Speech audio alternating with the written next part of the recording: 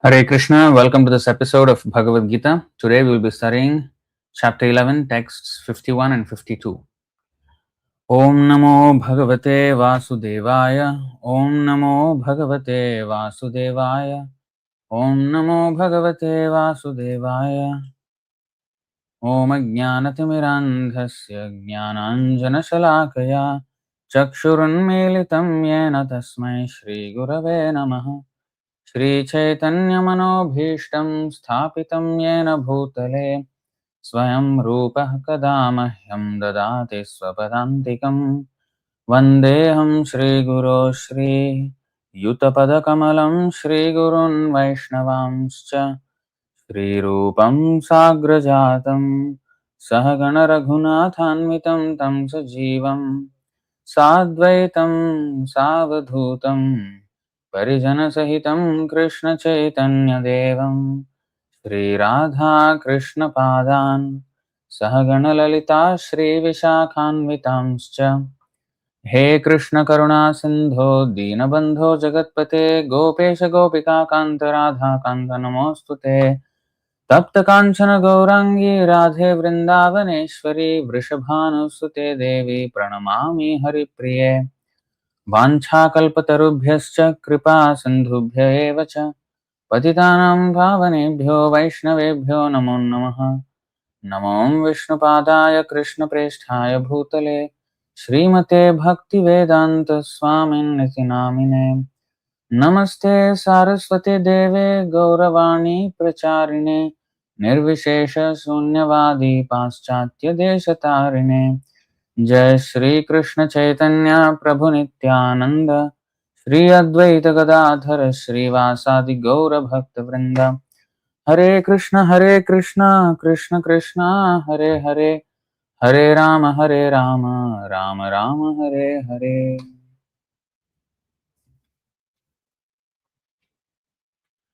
1151. So 1151 and 52.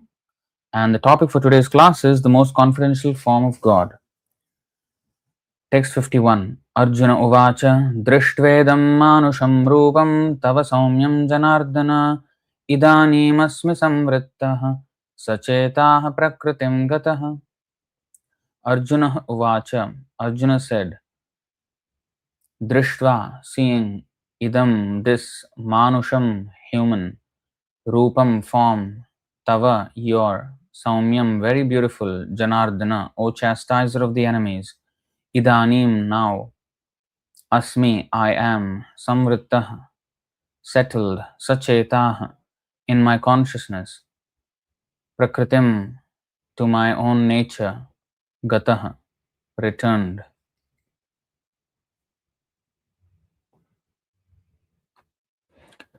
Translation and purport by His Divine Grace A.C. Bhaktivedanta Swami Srila Prabhupada Ki Jai. When Arjuna thus saw Krishna in his original form, he said, O Janardana, seeing this human-like form so very beautiful, I am now composed in mind and I am restored to my original nature. Purport. Here the words Manusham Rupam clearly indicate the Supreme Personality of Godhead to be originally two-handed. Those who deride Krishna as if he were an ordinary person are shown here to be ignorant of his divine nature. If Krishna is like an ordinary human being, then how is it possible for him to show the universal form and again to show the four-handed Narayana form? So it is very clearly stated in Bhagavad-gītā that one who thinks that Krishna is an ordinary person and who misguides the reader by claiming that it is the impersonal Brahman within Krishna speaking is doing the greatest injustice. Krishna has actually shown his universal form and his four-handed form. So how can he be an ordinary human being? A pure devotee is not confused by misguiding commentaries on Bhagavad-gītā because he knows what is what. The original verses of Bhagavad-gītā are as clear as the sun. They do not require a lamplight from foolish commentators. So then 52. So first we will speak about 51. So here, an important point is mentioned. Let's see the verse again and then the translation, the purport. Seeing this human-like form, Arjuna said, so very beautiful, I am now composed in mind and I am restored to my original nature. So this is actually a very high level verse. That means it is actually touching upon rasa tattva. Bhagavad-gītā primarily deals with Siddhanta, philosophy of, it doesn't go too much into rasa. It keeps to lower topics because it's meant for the ordinary man. It's not meant for very esoteric topics. They're not discussed.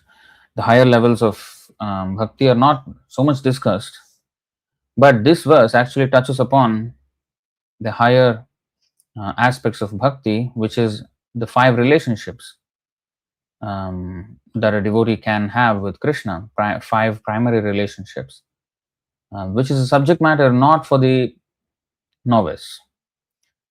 Only after liberation, a devotee will actually be revealed by Krishna what his original relationship is with Krishna.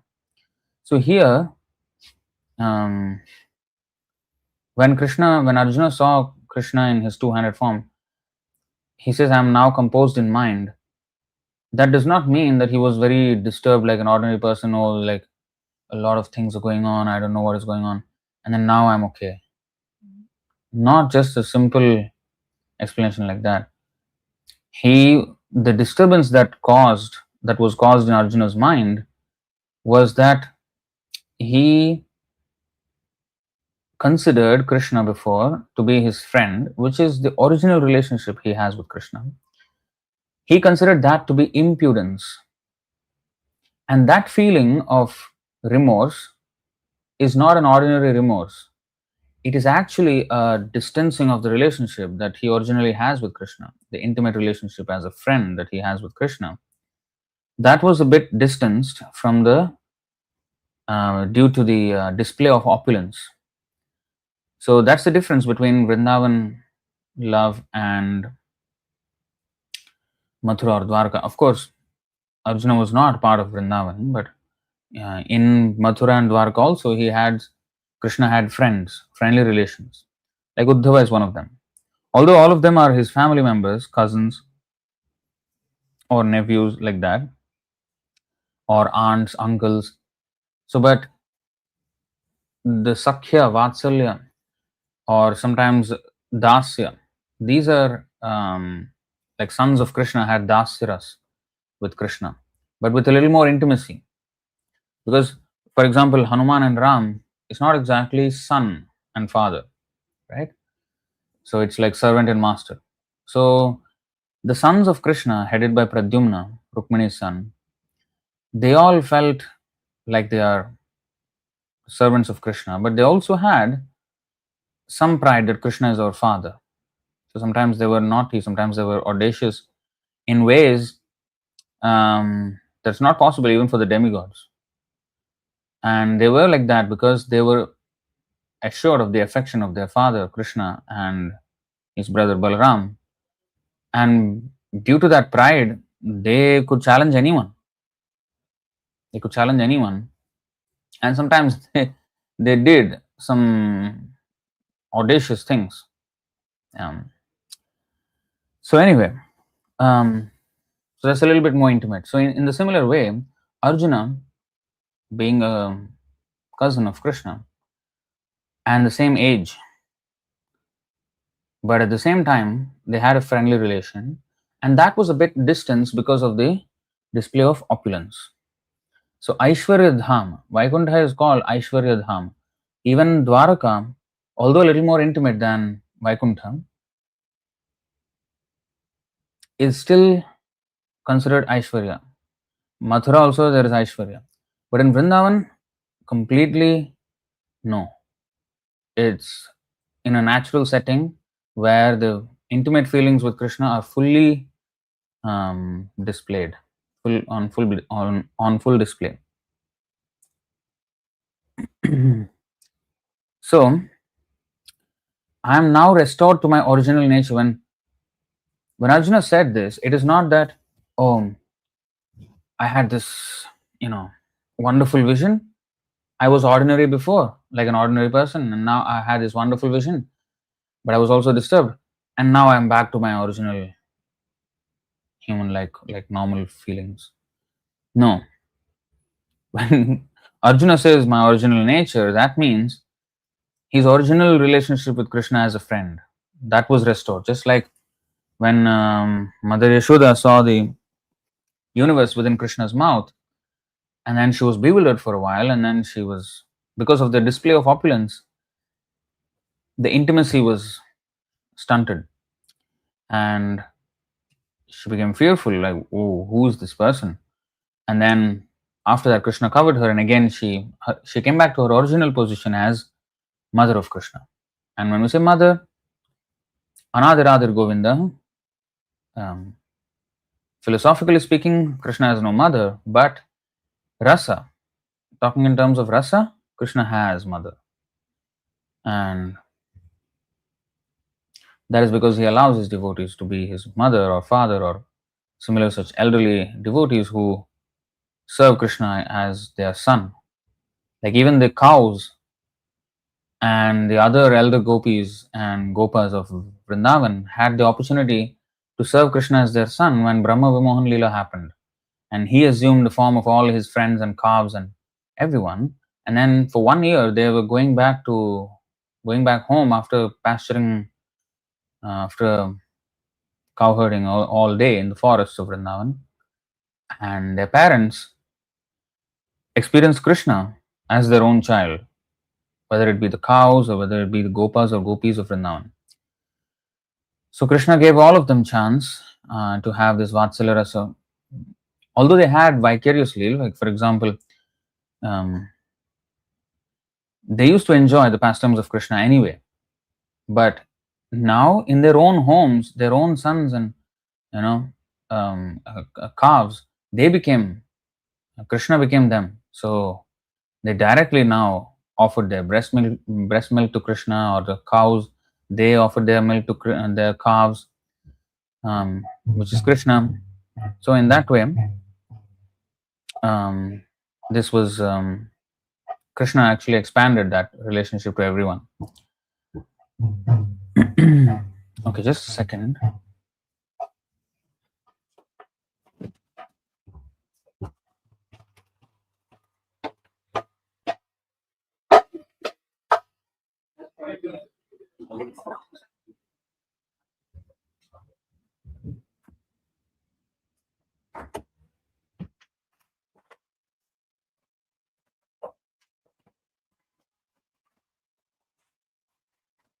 Okay.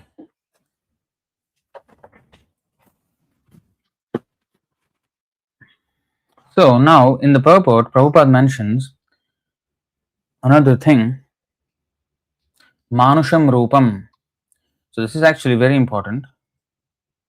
Idam Manusham Drishtvedam Manusham Rupam Tava Saumyam Janardana Idanim Asmi Samvrittaha Sachetaha Prakritim Gataha. So Mayavadis interpreted in a very different way. You see, that's why Prabhupada is attacking the Mayavadis here. Mayavadis and the other speculators. He's attacking them here in the purport because they misrepresent this verse. You see, Manusham Rupa, Krishna is Brahma, the Nirakar Brahma who came in a human form, but he is ultimately Nirakar or impersonal. So this is their problem. They describe Krishna like this. And you see, those who deride Krishna as if he were an ordinary person are shown here to be ignorant of his divine being, divine nature. If Krishna is like an ordinary human being, then how is it possible for him to show the universal form and again to show the four-handed Narayana form? So we should, when we see some verse, Drishtvedam Manusham Rupam, immediately we should not come to some speculative conclusions. We have to understand this in the context of the rest of the text. So in the same chapter, Krishna showed universal form, Virat Rupa, and he showed his Chaturbhuj form, and now Dvibhuja form. In this Dvibhuja form, or two-handed form, if it said Manusham Rupam, that does not mean he was a human being. Which human being can show all these things? Cannot. So we have to understand this in the proper context. And therefore, Krishna says,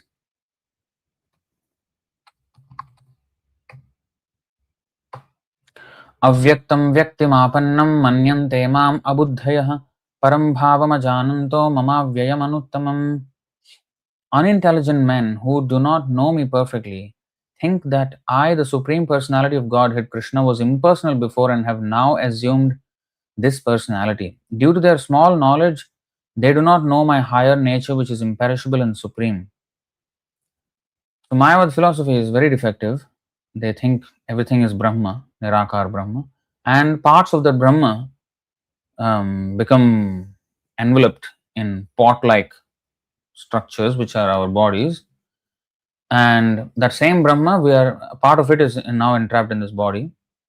And after liberation, this pot, when you break the pot, the sky within the pot and the sky outside the pot all become one sky without any distinction. Similarly, this body, which is like a pot, after its dismantling, and the Brahma becomes joined with Parabrahma, and it becomes one. This is their understanding. But then, Sarvam Khalvidam Brahma, they also say. And Jiva Goswami very masterfully finishes their arguments in the Tattva Sandarbha. How can they say that Brahman is cleavable, or when Bhagavad-gītā also says that Nainam Chindanti Shastrani, Nainam Dahati Pavakaha. If the soul cannot be cut into, soul means the spirit, whether small spirit or the Paramatma, Atma or Paramatma, they cannot be split. It cannot be cut. So if it cannot be cut, how can they say that it was cut? So it contradicts, they contradict themselves by saying like that. So therefore, even Sarvepalli Radhakrishnan, actually that purport which Prabhupada was mentioning, is referring to Sarvepalli Radhakrishnan, who is a Sanskrit scholar and who wrote a commentary on Bhagavad-gītā. He says, there is something within Krishna speaking, you see, who misguide the reader by claiming that it is the impersonal Brahman within Krishna is speaking. It is not Krishna, the Manusham Rupam, who is speaking, but it is the impersonal, the Ishwar within Krishna who is speaking. There is there is no difference between internal and external of Krishna. So they miss the point. They don't understand anything about spirit, and yet they dare to comment on Bhagavad-gītā and misrepresent. Now, why are we discussing misrepresentations of Bhagavad-gītā? Because real knowledge means to understand what is correct and also what is not correct. Dharmagno dharmavid tyajet. That's so nice. See,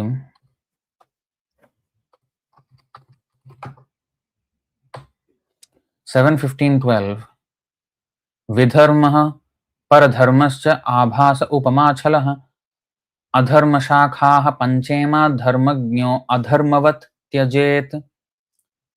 So there are 5 branches of irreligion, appropriately known as irreligion, vidharma, religious principles for which one is unfit, paradharma, pretentious religion, abhasa, analogical religion, upadharma, and cheating religion, chaladharma.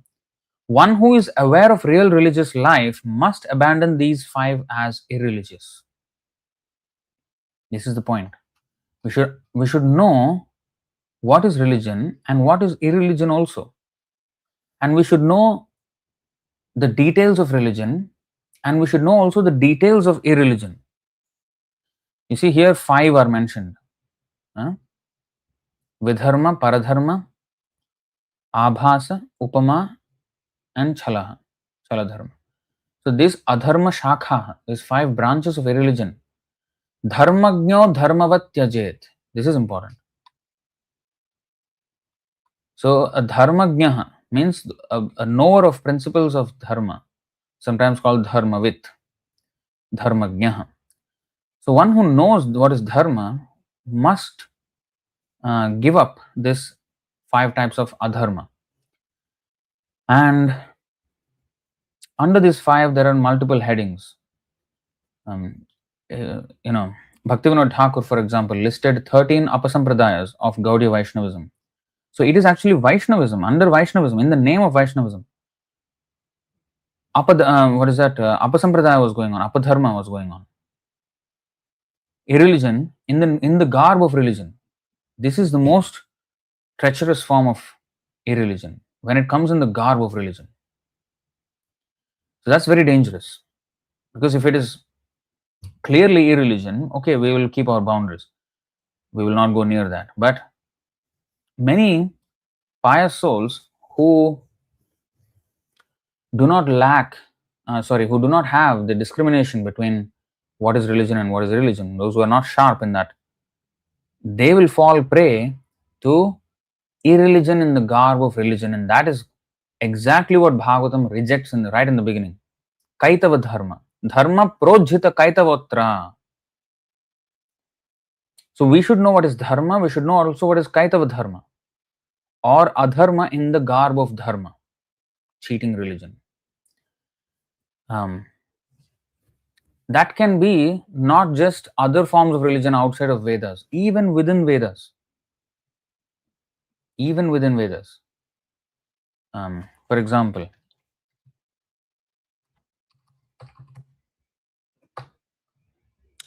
यामिमां पुष्पितां वाचं प्रवदन्त्यविपश्चितः वेदवादरताः पार्थं नान्यदस्तीति वादिनः कामात्मानः स्वर्गपरा जन्म कर्म फलप्रदां क्रिया विशेष बहुलां भोगैश्वर्य गतिं प्रति. This is actually Kaitava dharma. Vedavadarataha, those who are so-called followers of Vedas, but they are not interested. Na anyad asti iti vadinah. This vadi means, just like shunyavadi, mayavadi. Nanyad asti iti vadinah. Those who say that there is nothing beyond heavenly pleasures. Kamatmanah, svargapara. They are always into just satisfying their senses, sense gratification. They're after sense gratification. Svargapara, they want to go to the heavenly planets. Janma karma phala pradam, where they get, extraordinary birth and activities, the opportunity to do extraordinary things, extraordinary comforts. Kriya Vishesha Bahulam. So they engage themselves in sacrifices and austerities to attain that. And those are all in the Vedas, but they miss the point of the whole thing. And that is explained in the 11th canto of Srimad Bhagavatam. Phalashrutiriyam nirnam na shreyo rochanam param shreyo vivikshaya proktam yatha bhaishajya rochanam. Those statements of scripture promising fruitive rewards do not prescribe the ultimate good for men, but are merely enticements for executing beneficial religious duties, like promises of candy spoken to induce a child to take beneficial medicine. So they are not pointing to the right thing, they are just pointing to a side effect and not the real deal, which is devotional service and liberation from this material world. They are not addressing that even. And the reason is because many people are not interested. So at least, even if they're not interested, let them do something and present it as something else, so that at least they do something which is beneficial. Because even if I have to go to heavenly planets or enjoy in this world, if I have to do some yajna or anything, I have to first worship Lord Vishnu as the yajna purusha, and then the share of the sacrifice, like prasadam, is given to the demigod whom I want to worship. So that's the process. So officially, at least, we recognize the supremacy of Vishnu, and then we go about our sense gratificatory pursuits. But if you think the sense gratificatory pursuits are the goal, that's the problem there. So these are actually Kaitava dharma, they're cheating. They are offering something but not directly. And that is a big problem. And Narad Muni blasphemed.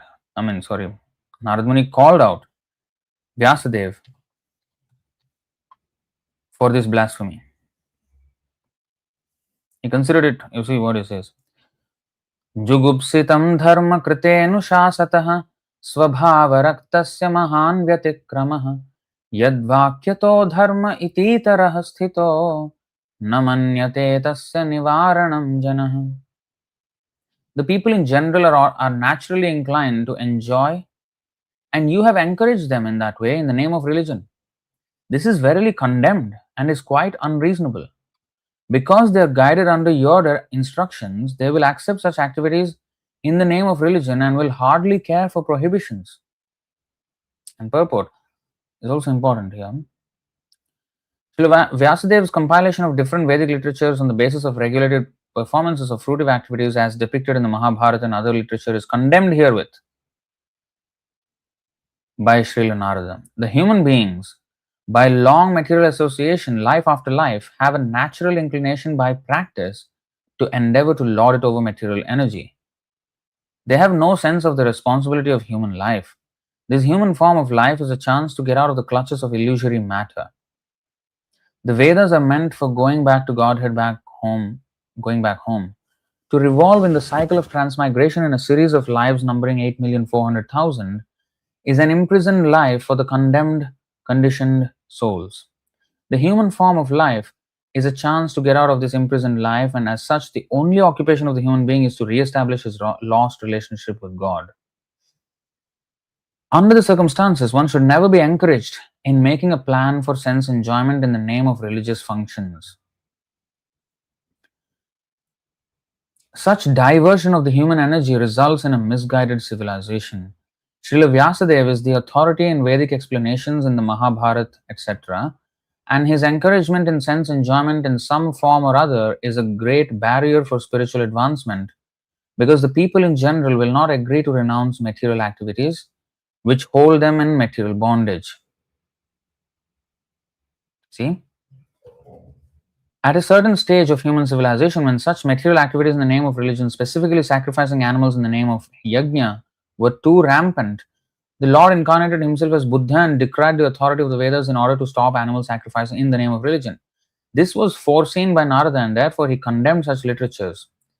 The flesh eater, so Buddha had to come because of the existence of such karmakanda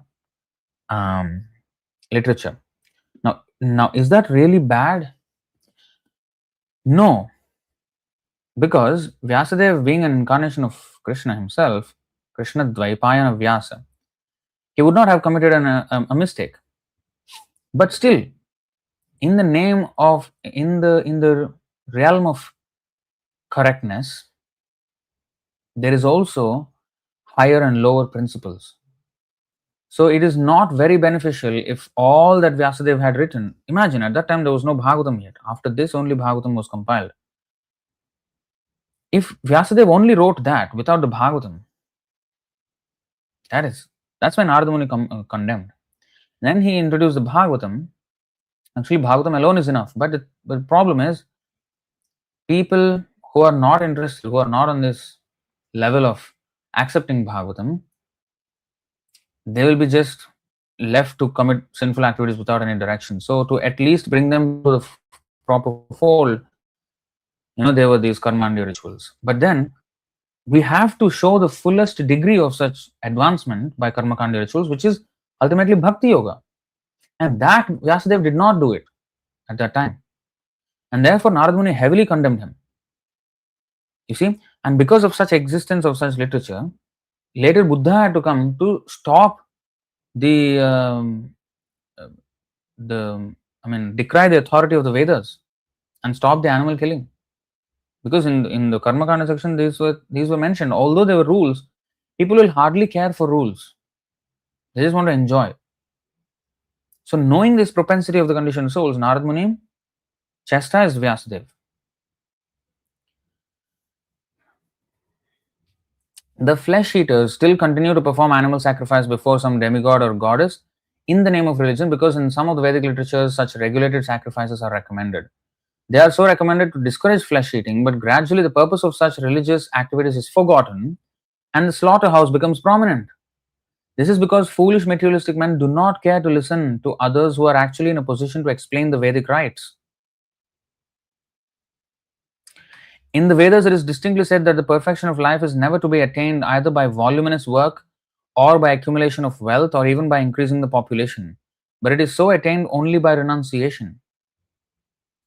The materialistic men do not care to listen to such injunctions. According to them, the so called renounced order of life is meant for those who are unable to earn their livelihood because of some corporeal defects, or for persons who have failed to achieve prosperity in family life. So, this is understanding. Those who are sannyasis are their failures in life and therefore they have become sannyasis. And some of the so called sannyasis today are like that. And so it reinforces their mistaken idea that sannyasi or this spiritual life is for those who are failures in material life. They do not make it. So, okay, at least they must have a livelihood. So they beg outside the temples. And then those who are successful in life, the materialists who have earned a lot of money, who go to the temple to pray a little bit, come out and then give a little bit of charity to them, and then that's it. That's how they live. This is how the people think. In histories like the Mahabharata, of course, there are topics on transcendental subjects along with material topics. The Bhagavad-gītā is there in the Mahabharata. The whole idea of the Mahabharata culminates in the ultimate instructions of the Bhagavad-gītā that one should relinquish all other engagements and should engage oneself solely and fully in surrendering unto the lotus feet of Lord Sri Krishna. But men with materialistic tendencies are more attracted to the politics, economics, and philanthropic activities mentioned in the Mahabharata than to the principal topic, namely the Bhagavad-gītā. This compromising spirit of Vyasadeva is directly condemned by Narada, who advises him to directly proclaim that the prime necessity of human life is to realize one's eternal relation with the Lord and thus surrender unto him without delay. A patient suffering from a particular type of malady is almost always inclined to accept eatables which are forbidden for him. The expert physician does not make any compromise with the patient by allowing him to take partially what he should not at all take. Important point. If a sick man, he goes to the physician or a doctor, and the doctor will recommend a particular diet. Now, the expert physician does not make any compromise with the patient. Now, if the patient says, no, I want some this. No, you can't. The doctor will say sternly. The expert physician does not make any compromise with the patient by allowing him to take partially what he should not at all take.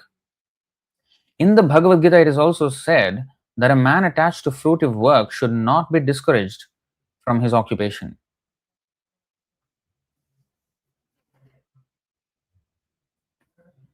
For gradually he may be elevated to the position of self-realization. This is sometimes applicable for those who are only dry empiric philosophers without spiritual realization. But those who are in the devotional line should never be so advised. So you see, this is the problem. And let me show you.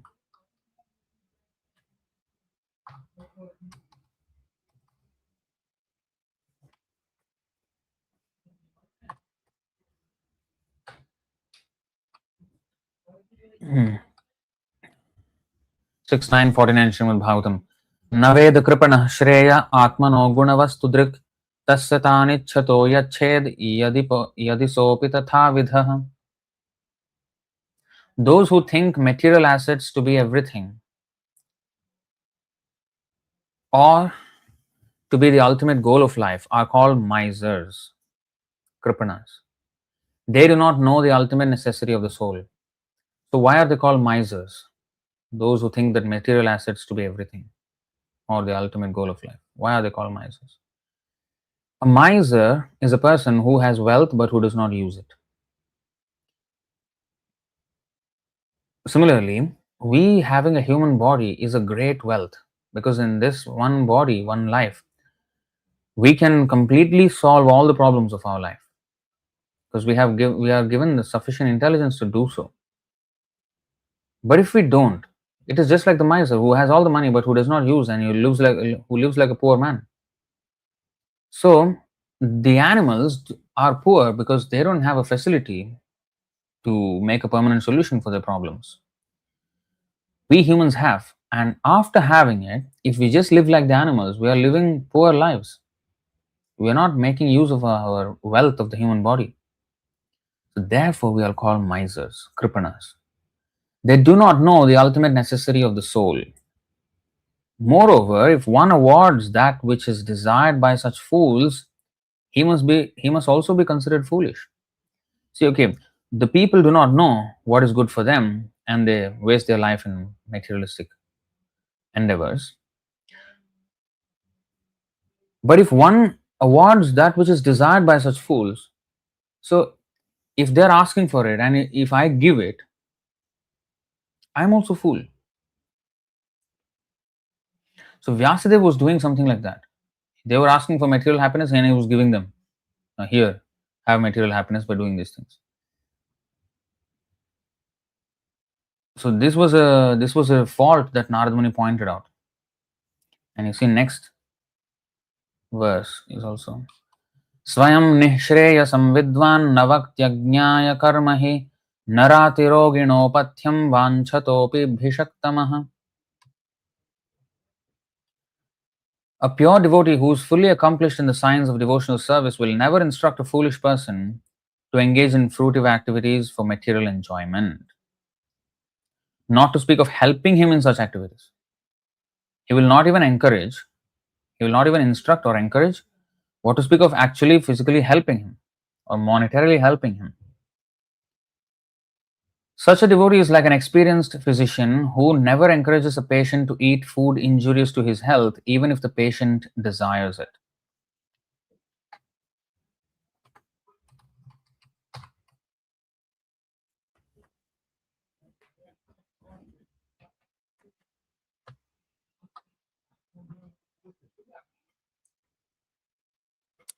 Kastam swayam tad abhigno vipaschid avidyayamantare vartamanam drishtva punastam sagrinah kubuddhim prayojayed utpathagam yathandham. If someone is ignorant and addicted to the path of samsara, how can one who is actually learned, merciful, and advanced in spiritual knowledge engage him in fruitive activity and thus further entangle him in material existence? If a blind man is walking down the wrong path, how can a gentleman allow him to continue on his way to danger? How can he approve this method? No wise or kind man can allow this. So, Vyasadeva knew. Why did he do that? Of course, that was not his intention, but you see the effect. Vyasadeva's intention was to save them. But then the effect was they will not care for the prohibitions and they will go ahead with the sinful activities. So Narad Muni pointed out that fault, and after that he wrote the Bhagavatam.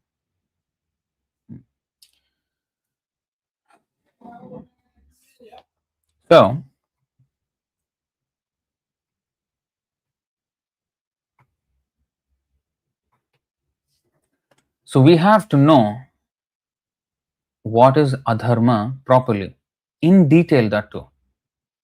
No, it is adharma. Why we should discuss adharma? We should just discuss dharma. Okay.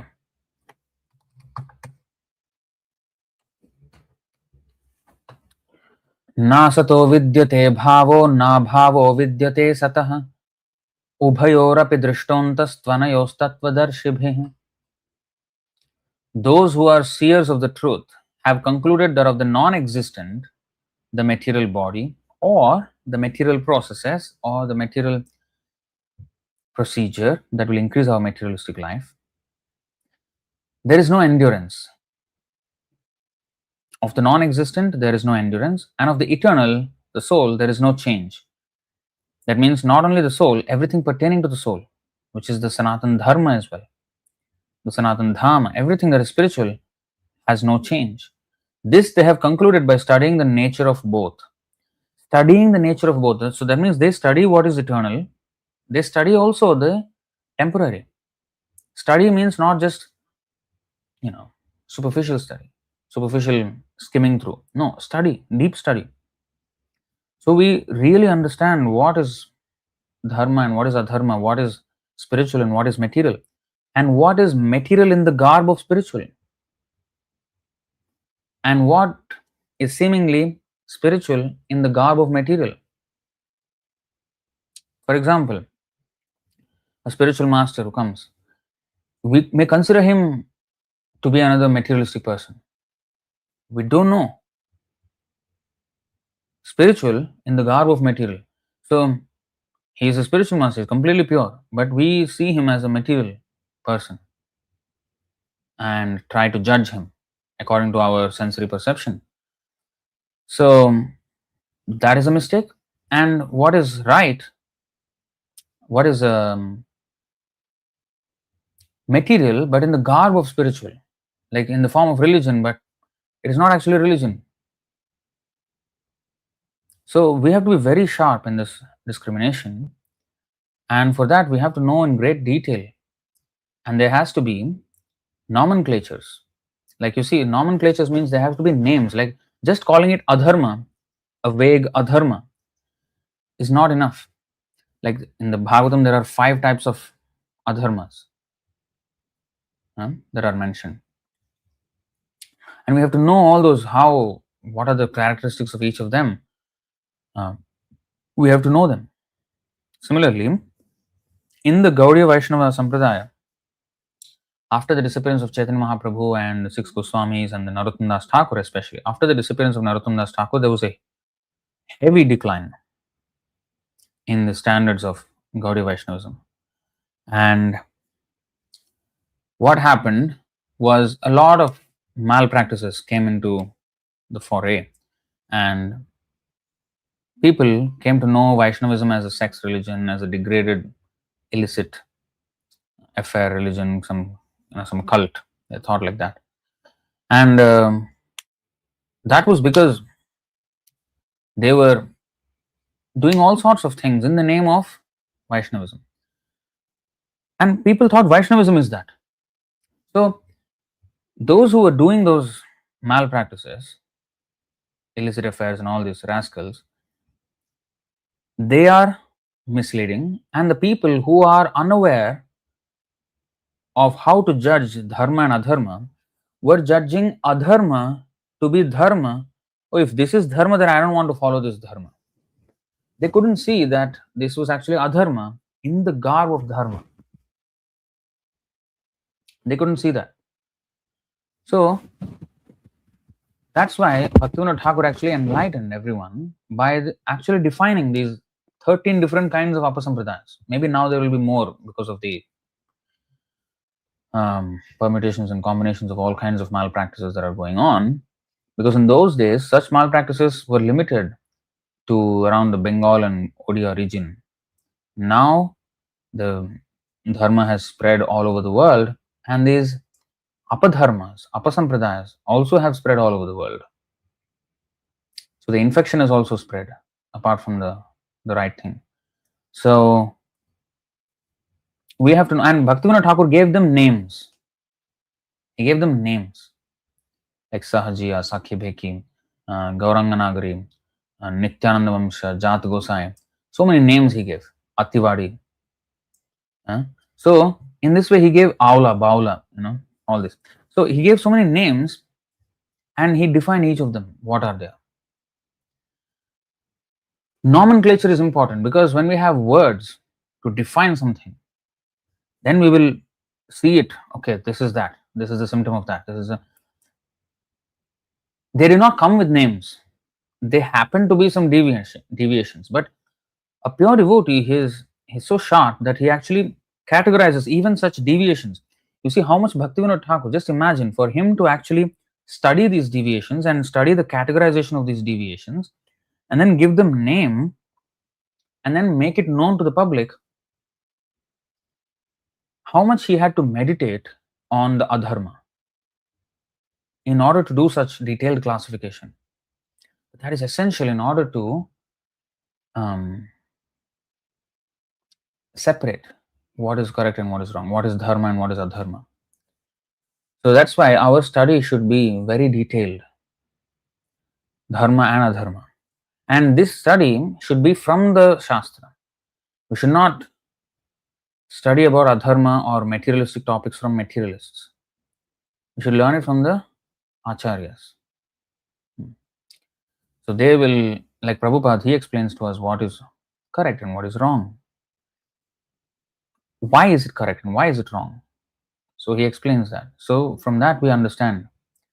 We should know, because Mahajana yena gatah sapantha, the Mahajans, they know, the pure devotees, they know the confidential truths about religious principles.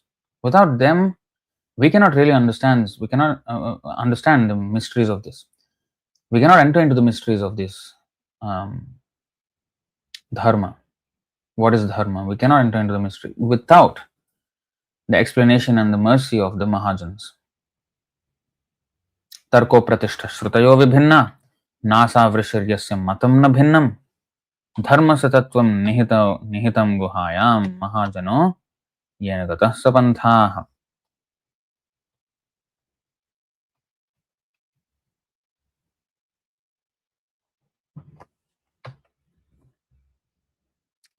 Dry arguments are inconclusive. So by just argumentation debates, we cannot come to the right conclusion of what is dharma and adharma. A great personality whose opinion does not differ from others is not considered a great sage.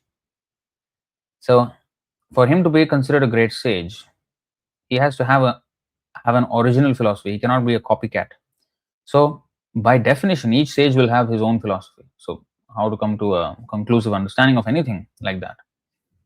Simply by studying the Vedas, which are variegated, one cannot come to the right path by which religious principles are understood. Because Vedas cater to all kinds of people, tamasic, rajasic, and sattvic. So, and Shuddha sattvic. So sometimes they may contradict each other. Because a rule that is meant for a tamasic person is not meant for a sattvic person. So such things. So, but we cannot understand all this without the guidance of a pure devotee. So the solid truth of religious principles is hidden in the heart of an unadulterated, self-realized person. Consequently, as the Shastras confirm, one should accept whatever progressive path the Mahajans advocate. See? And sometimes, like for example, Bhaktisiddhanta Saraswati Thakur, he engaged in arguments, debates. He's famous for that. He's called a lion guru, Simha guru. He challenged opposing philosophies like anything.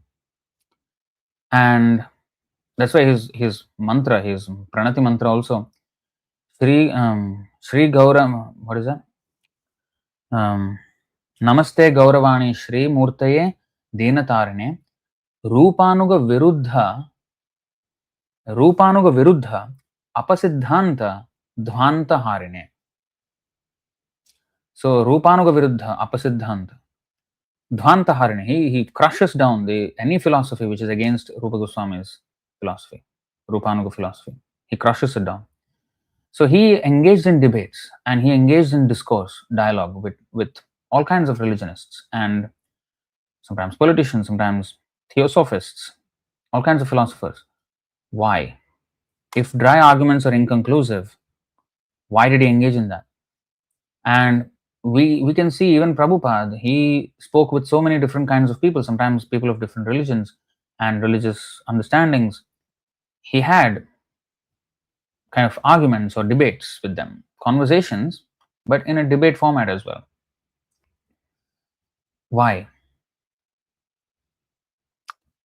Because although they may look like debates, but actually what is happening is the person participating there is a pure devotee, Mahajan.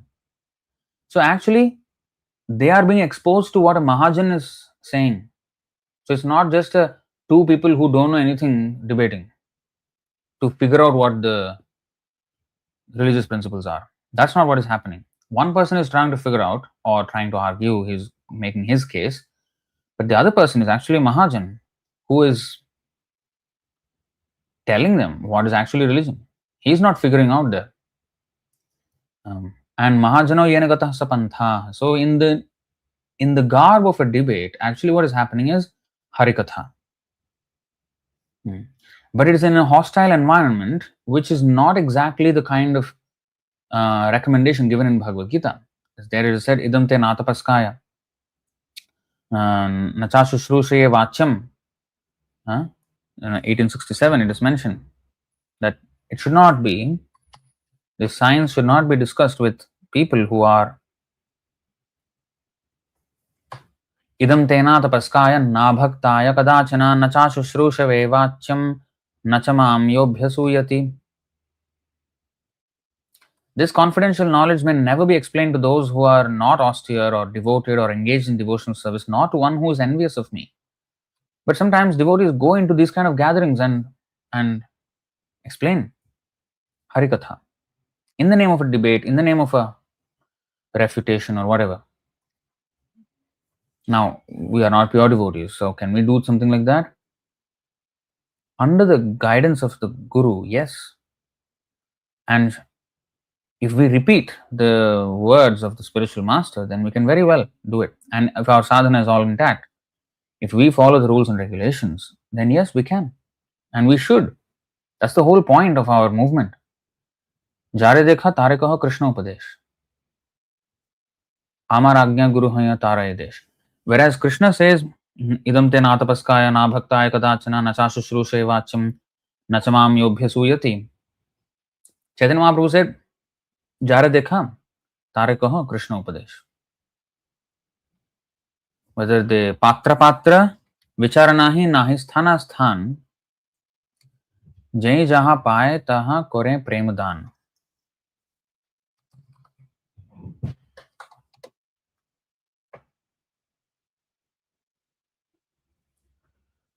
पात्र विचार नहीं.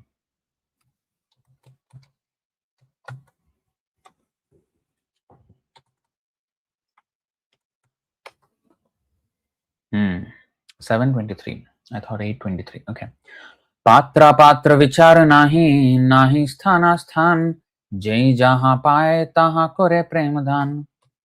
In distributing love of Godhead, Chaitanya Mahaprabhu and his associates did not consider who was a fit candidate and who was not, nor where such distribution should or should not take place. They made no conditions. Wherever they got the opportunity, the members of Panchatattva distributed love of Godhead. You can see in the pastime of Jagai Madhai, the liberation of Jagai Madhai by Nityananda Prabhu and Chaitanya Mahaprabhu. So Nityananda Prabhu went to worst sinners. Oh, Chaitanya Mahaprabhu is known as Patit Pavan. Here are the most Patit people, fallen people. Let me introduce them to Chaitanya Mahaprabhu's philosophy and Harinam. So that is the mood of our sampradaya. So sometimes we may take risks to distribute to anyone, and sometimes in the name of so-called debate or discussions or dialogue or polylogue or whatever it is, the message of the pure Mahajans needs to be distributed. Sometimes, like Prabhupada, he wanted his disciples to challenge the scientific community. He challenged. I don't know how much Bhaktisiddhanta Saraswati Thakur challenged something like that. The scientific community officially. He very much challenged the religionists, the pseudo-religionists, or those who are not up to the mark in their understanding. He challenged them. But did he go into the scientific community and challenge the scientists? I don't know. I have to see. I have not come across a pastime something like that. Maybe I am mistaken. I don't know. But Prabhupada went beyond the borders of religion and challenged the scientific community. The biologists, the Darwin evolutionists, the moon landers, the what is this? Life comes from chemicals. These kind of arguments. Kind of, you can say it's like a Darwin kind of understanding, or the Big Bang. So these scientific leaders, he challenged openly. He got his disciples to challenge. So in the name of a challenge, in the name of an argument, in the name of a debate, what he's introducing is pure Mahajan Katha, Krishna Katha from the Mahajans. So,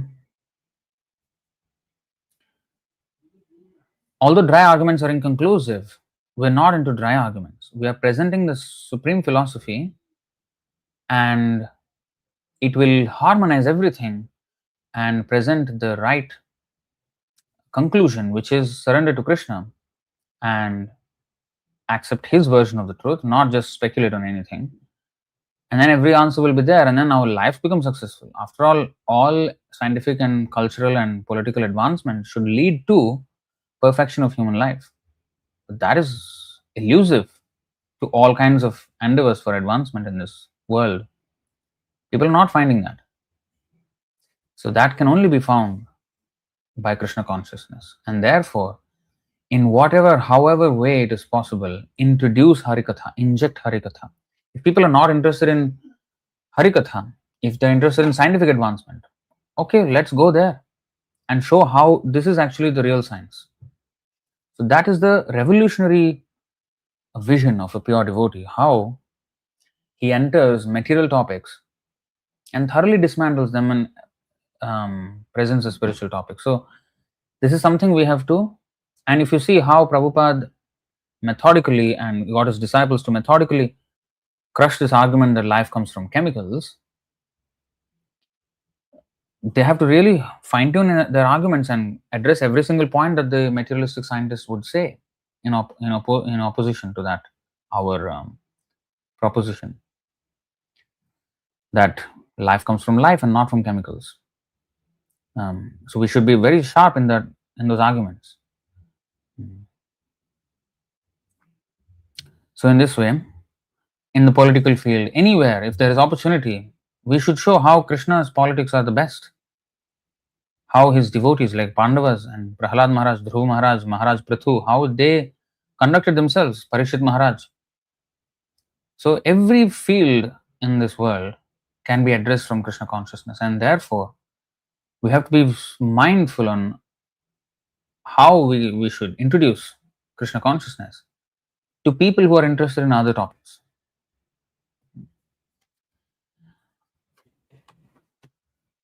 What's the time? 8:30. So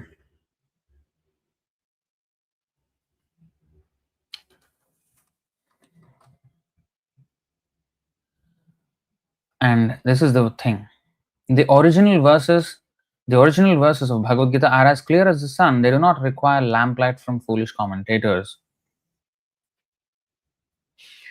This has been the theme of our sampradaya. We accept, in fact, in Gaudiya Vaishnavism, because Chaitanya Mahaprabhu accepted the Vedanta Sutra. If you see the Sarvabhauma Bhattacharya's liberation, Sarvabhauma Shodhana,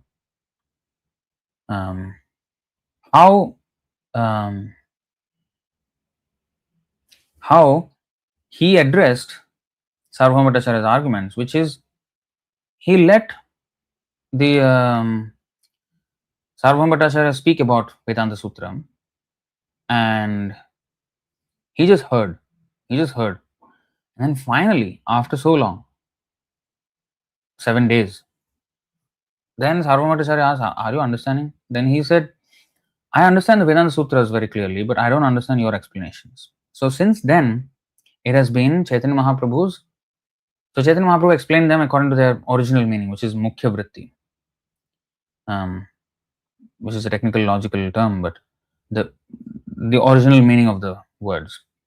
And that trumps any other explanation. So they are already very clear why they need to be interpreted in a twisted way. As I brought that topic of Sarvabhauma Shodhana, I just realized that today I'm supposed to do a Chaitanya Charitamrita class. I ended up doing a Bhagavad-gītā class. I don't know, somehow. So tomorrow we'll have Chaitanya Charitamrita class then. But I don't know how it happened. It was supposed to be Chaitanya Charitamrita class. Why did I do a Bhagavad-gītā class? I don't know. So anyway, so our philosophy is Mukhya Vritti, Abhidha Vritti, which is the original meaning of the Vedic statements, not some commentary. So commentary, now then, if Bhagavad-gītā is clear, then why do we need Prabhupada's commentary on it? If Bhagavad-gītā statements are as clear as the sun, why do they require lamplight from Prabhupada's commentary? They are not lamplight. They are not. Because in order to understand what is Krishna's philosophy, Krishna himself says his own recommendation is to go to the Tattvadarshinah. So Prabhupada is actually Tattvadarshi. He is seeing Krishna. He is Krishnalingita Vigraha. He is embraced by Krishna. He has direct contact with Krishna. So he will explain according to our. That's why even Vaishnava Acharya has also commented on the Vedanta Sutra. Actually, as I said, Chaitanya Mahaprabhu's style was to accept the original meaning of the Vedas, Vedanta Sutra, and the meaning is self-explanatory. And therefore, we as a Gaudiya Vaishnava Sampradaya did not have a commentary on the Vedanta Sutra at all, because Chaitanya Mahaprabhu already showed that the original meaning of the Vedas is clear as day. But then, when our Sampradaya was under question, our Sampradaya's legitimacy was under question because we do not have a commentary, and that was considered the standard for a bona fide Sampradaya. And all the other three Vaishnava Sampradayas and the Mayavada, the Shankara Sampradaya, they all had a commentary on the Vedanta Sutra. We did not have. And that's when Baladev Vidyabhushan took up the task to do the commentary on Vedanta Sutra, and Govinda Devji, who is the deity is there now in Jaipur, Rupa Goswami's deity, Govinda Devji, he dictated the entire commentary on the Vedanta Sutra to Baladev Vidyabhushan, and Baladev Vidyabhushan wrote it, and that's why it's called Govinda Bhashya. And then our Sampradaya was recognized as a bona fide Sampradaya. So they fought a lot to establish the legitimacy of our Sampradaya. The Acharyas have fought a lot. Now, they could have always said, let the other people not accept us. We know we are bona fide. Why did Baladev Vidyabhushan had to address that challenge and take up the challenge and actually produce a commentary on the Vedanta Sutra? Why? When he could have always made a point that Chaitanya Mahaprabhu accepted it without a commentary, why can't we? That's our stance. So he could have said that. But what was the zeitgeist of that day, of that era? They went through with that. So they considered the opinions of the people, although their opinions were wrong. But within that defective society where they may get some things wrong and people may have standards which are not even the best of standards. If every Sampradaya has to have a commentary on the Vedanta Sutra and then only it is bona fide, who brought up that standard? It is just that consensus of the people at that time, that's all. That was not the criterion for a bona fide Sampradaya according to Krishna. But it was the zeitgeist of the day. It was the cultural norm of that era. The religio-cultural norm of that era, that every bona fide Sampradaya had a commentary, and you don't have it. So you're not a bona fide Sampradaya. That's how they judged. So although it is not an eternal principle mentioned anywhere in the Shastra really, but he took the challenge up and explained it in our Achintya Bheda Bheda Tattva way. And that only brought out the glory of Baladev Vidyabhushan and the beauty of our Gaudiya Vaishnava Sampradaya. The interpretations of Chaitanya Mahaprabhu came to light in that commentary. And therefore, if you see Bhagavad-gītā, Prabhupada dedicates the Bhagavad-gītā, his Bhagavad-gītā as it is, to Baladev Vidyabhushan. He mentions, if you see the dedication page of Bhagavad-gītā, he says, dedicated to Srila Baladev Vidyabhushan, who has so nicely presented the commentary on the Vedanta, Govinda Bhashya commentary on the Vedanta Sutra. He explains that. He mentions that. So you just imagine what would have been the magnitude of the contribution of Baladev Vidyabhushan. So sometimes not sometimes, many a time, the Vaishnava Acharyas, they consider the society, the present society, contemporary society of their time, and adopt tactics or steps to introduce Vaishnavism in a way that is acceptable to that people at that time. That does not mean they necessarily compromise on anything. Sometimes they may look like compromises. Like if you see the Krishna Samhita, I think, by Bhaktivinoda Thakur, he does make some compromises in the way he explains. I think it is Krishna Samhita, one of those books, or Chaitanya Shikshamrita. No, not Chaitanya Shikshamrita. I think it is Krishna Samhita. You can see how Bhaktivinoda Thakur explains that there is no hell, there is no heaven, it's all here. He mentions in a very different way. It's like, I was like, what is he saying? Why is he saying like that? But his real point, and I think Bhaktisiddhanta Saraswati Thakur at some point I think explains that, which I did not go through it fully again, why he does something like that. For example, another example I would give you, Bhaktivinoda Thakur did not have a Brahmin thread, the sacred thread. Neither did Gaurkishore Das Babaji, neither did Jagannath Das Babaji. None of them really had. But Bhaktisiddhanta Saraswati Thakur, in his young days, he took permission from Bhaktivinoda Thakur and started putting on the sacred thread for himself. And Bhaktivinoda Thakur permitted him to do that. But Bhaktivinoda Thakur personally did not put it. But he permitted his son, Bhaktisiddhanta Saraswati Thakur, to start putting on. So, this Brahmana initiation of a Vaishnava all started from Bhaktisiddhanta Saraswati Thakur. There was a nice statement yesterday. I'll just bring it.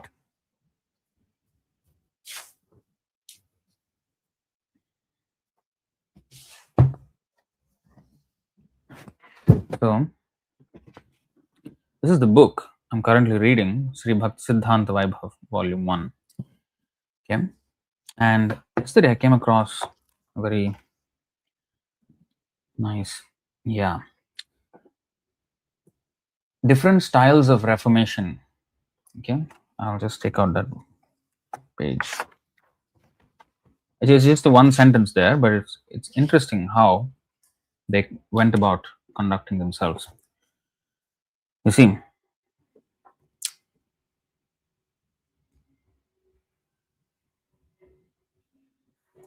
while Srila Bhaktivinoda Thakur had been an inspired yet cautious reformer, Srila Bhaktisiddhanta Saraswati was a revolutionary determined to resume the preaching mission on a scale never before imagined. So, the context is, okay,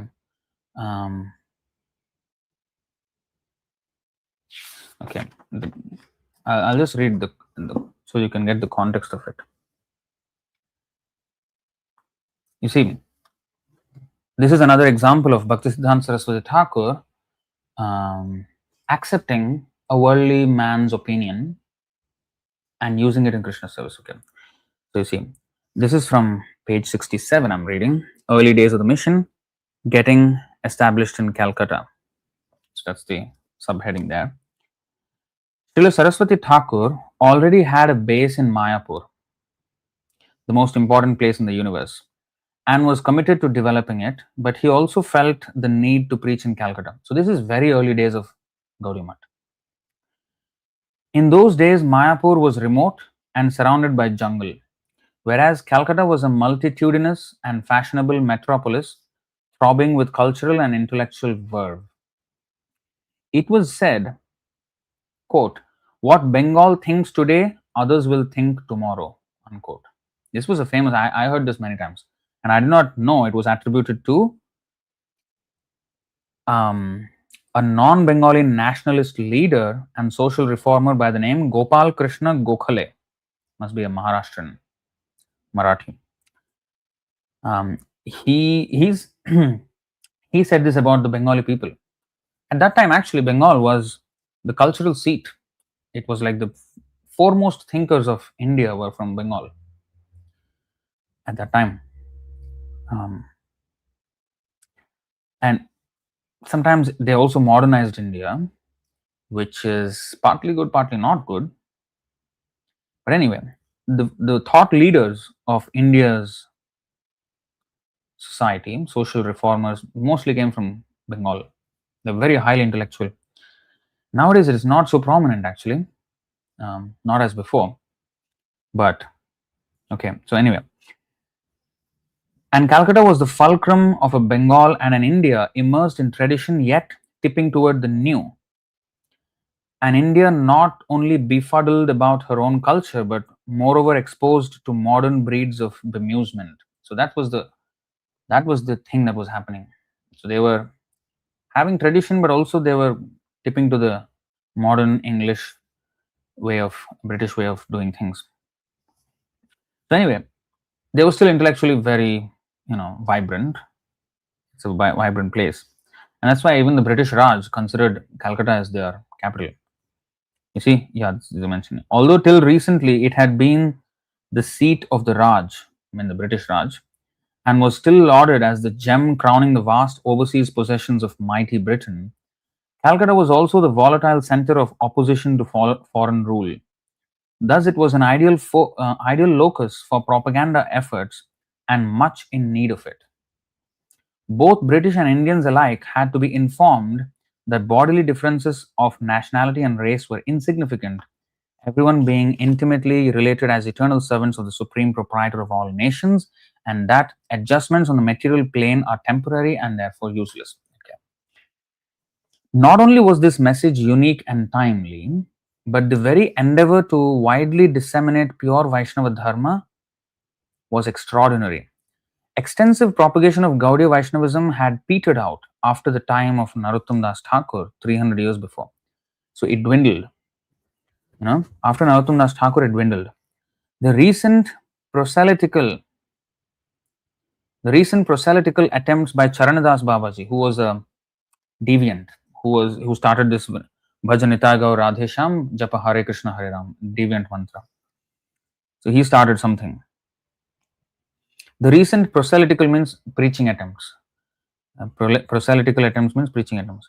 The recent proselytical attempts by Charanadas Babaji and his followers had been successful only in adding to the confusion regarding the true spirit of Lord Chaitanya's mission, which remained for Srila Bhaktivinoda Thakur to revive.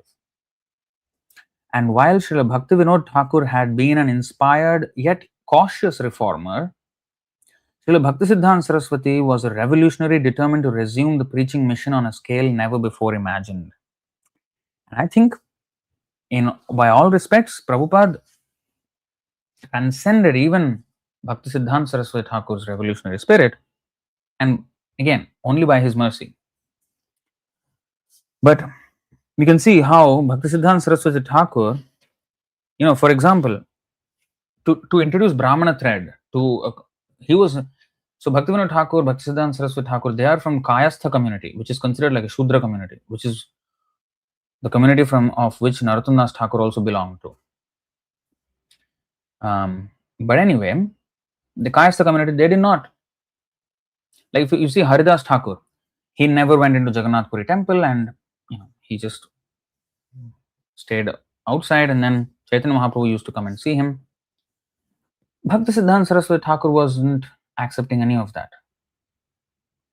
He wanted to visibly irritate, not only for the sake of irritating, but actually he wanted to establish very boldly steps which were considered unthinkable in those times. And he did it right in front, right under the noses of these Smartha Brahmanas who were so puffed up. And he forcefully changed the culture. And today, all of devotees wearing sacred thread all over the world, it has become such a norm. Of course, Smartha Brahmanas will still complain, and I know it very well because I come from such a family and I have seen such opposition. But now every day, every town and village, in the world, people are putting on Brahmana threads. How was that possible? Now it is like, yeah, we can do it. No, it wasn't that easy back then. Now what is easy is only because of Herculean efforts by our predecessor acharyas, and to change a whole culture. I mean, introduce something which is so bold. That's why the thing is, if I believe in the Shastras, am I betting my bottom dollar on it? Am I willing to bet my life for it? That's the thing. So that's what Bhaktisiddhanta Saraswati Thakur did. If Shastras say that Vaishnava is higher than even a Brahmana, if it says like that, then why can't we be doing all the things that a Brahmana is doing? And Sanatana Goswami also said that. Kamsam rasa vidhanatah tatha diksha.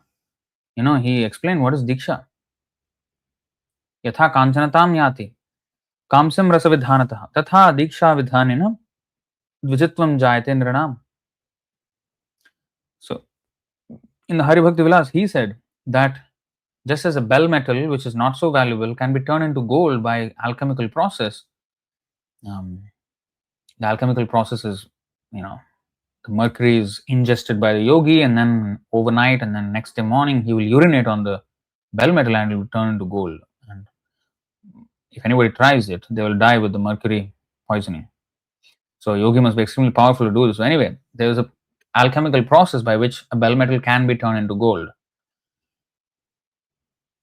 So similarly, a person who is not of a Brahmana birth or heredity, if he is purified in such way, then he can be made into gold like Brahmana and Vaishnava. So if these are already there in the Shastras, in the Vyasadev's Shastras and also in the Gaudiya Vaishnava Shastras like Rupa and Sanatana Goswamis, then even Rupa and Sanatan were part of the Mohammedan government, and therefore they were almost exterminated, or not exterminated, what is the word? Ostracized, excommunicated from the Brahmana community, although they were Saraswat Brahmanas. But Chaitanya Mahaprabhu restored them back to such acharyas of our whole sampradaya, Gaudiya Vaishnava sampradaya. So if that is all going on, then why should we not boldly claim that these are actual Brahmanas? So he himself put on a Brahmin thread, although he was not from a Brahmin family, Bhaktisiddhanta Saraswati Thakur, and the Brahmanas of his time could not compare to his erudition and his aura. Them nowhere close. He defeated them many times over with ease, with tremendous ease. He defeated them. So far more effulgent than any of them. He's a pure devotee. And there was a nice, was it here? I think in this book only. There was a nice reason that Bhaktisiddhanta Saraswati Thakur gave on why pure devotees took birth in families other than Brahmana families. Because Bhagavad-gītā says, Shuchinam Srimatam Gehe. If a devotee in the previous life has not completed, this life he will be born in the Brahmana's family, like Shuchinam Srimatam Gehe. Aristocratic or Brahmana families like that. So why would they take birth in other families? Bhaktisiddhanta Saraswati Thakur said, if not, the common people will not be encouraged. They'll feel discouraged if, only in the Brahmana families will they appear. So we don't stand a chance. So not to discourage them, pure devotees are sent in those families. So others also can be inspired. See how much Krishna is thinking, how much arrangement is being made to encourage everyone. So Bhaktisiddhanta Saraswati Thakur was born in such a family. Bhaktivinoda Thakur was born in such a family. And yet, what they have started has now spread all over the world. So, I think I will not go to the 52 today, probably, because it's already 9 o'clock. So I don't think I'll go to 52. I'll just stay with 51. So original verses of Bhagavad-gītā as clear as the sun. They do not require lamplight from foolish commentators, but still the Vaishnava Acharyas also comment on it in order to guide and give further references on and further give further support to such statements from other Vedic literature. That's what Vaishnava acharyas would do, whereas the speculators, they twist their own philosophy out of it. Vaishnava commentary and Avaishnava commentary is very different. When a Vaishnava gives a commentary, he basically brings supporting statements from other parts of the Shastra to support the point that Krishna is making there. Whereas these speculators, they will change the meaning of what Krishna wants to say and put their own thing. And they will misrepresent even Vedic statements that started by Shankaracharya. Not his fault. He was ordered by Narayana to do so. Lord Shiva himself, he is. So there's no fault of his. But the thing is, he did that, and the followers, they don't understand actually Shankaracharya's mission. And they claim that, this is the correct interpretation, Mayavad philosophy. So in this way, this has to be understood properly.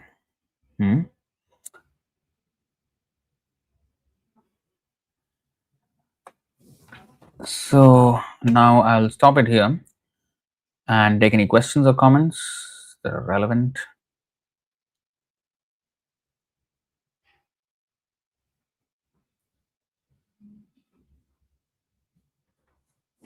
So I'm just going through the comment section.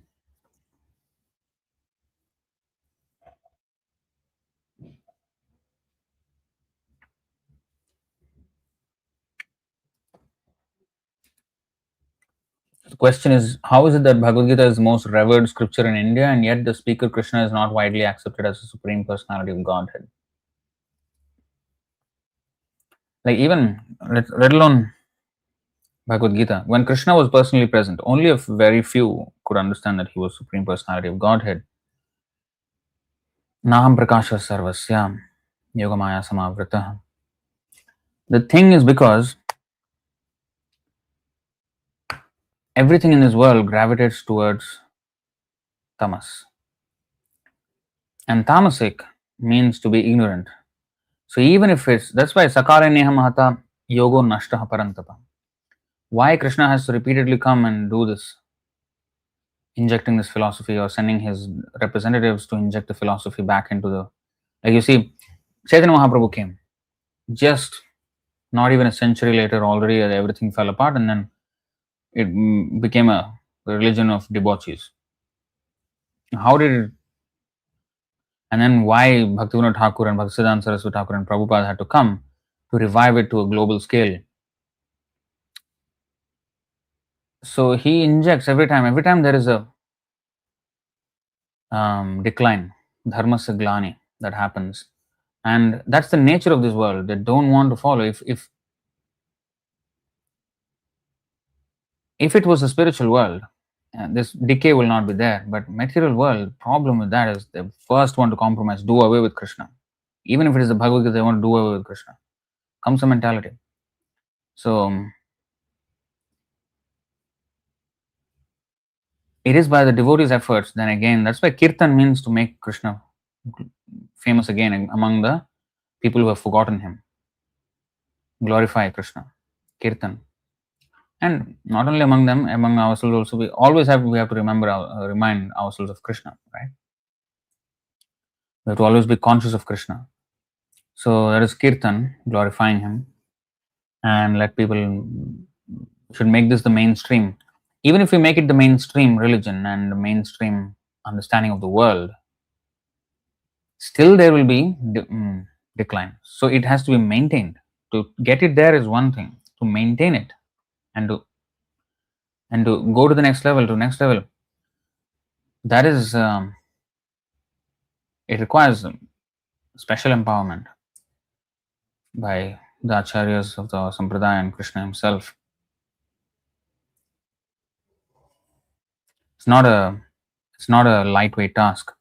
I was reading yesterday or day before yesterday, from this book only, from Bhaktisiddhanta Saraswati Thakur's life.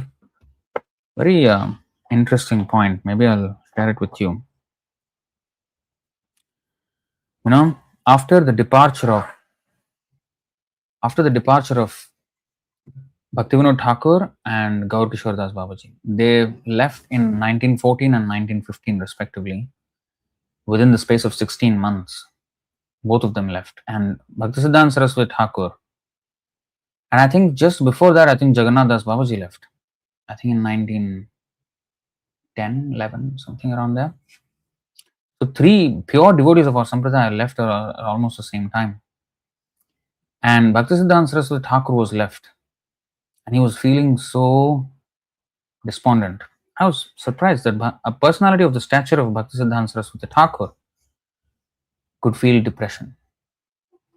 And it's not just ordinary depression of, like materialists of this world. It's a totally different, it's a transcendental depression. But let's see how he's thinking. Okay.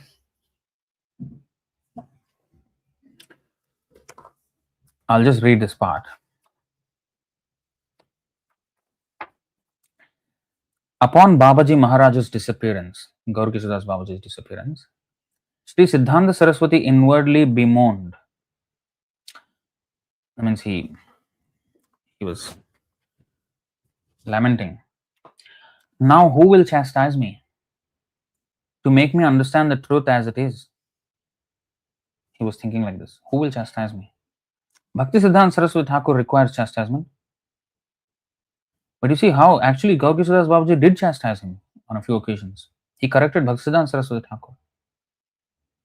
Just imagine the stature of Gaur Kishore Das Babaji. He could correct Bhaktisiddhanta Saraswati Thakur. Literacy or the lack of it has nothing to do with spiritual status. Anyway, now who will chastise me to make me understand the truth as it is? Unquote.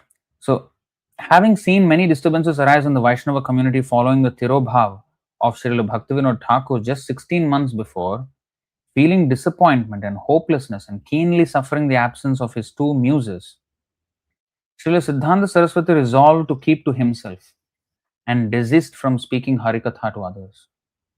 He did not want to speak about Harikatha to others. He did not want to preach. He was just, and he saw so many disturbances that happened in the Vaishnava community after the disappearance of Bhaktivinoda Thakur.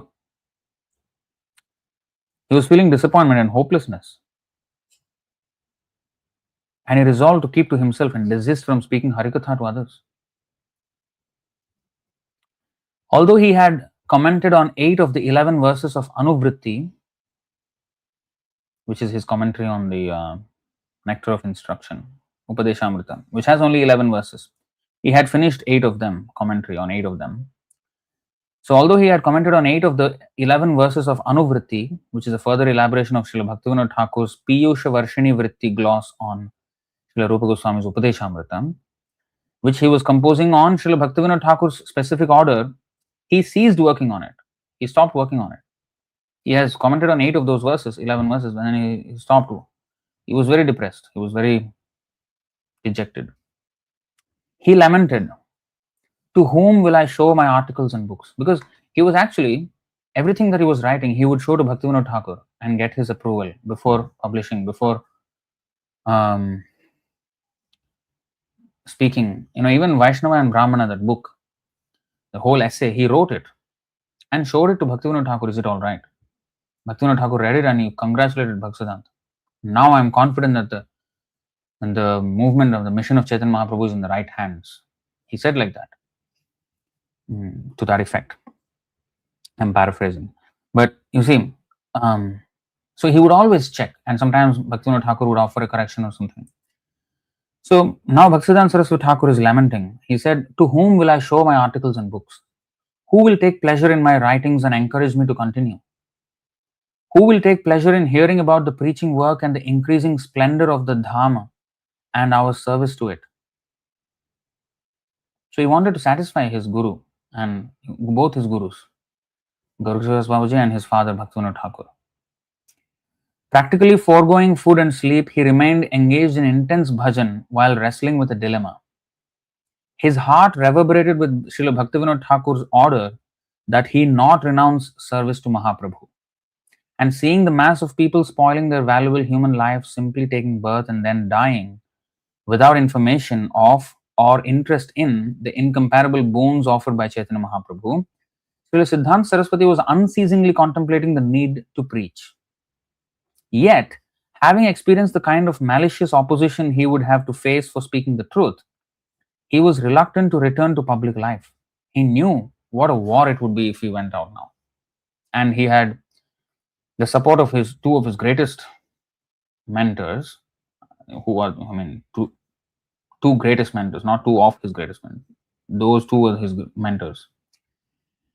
And now, the absence of them, he felt himself incapable of facing that, of leading that war.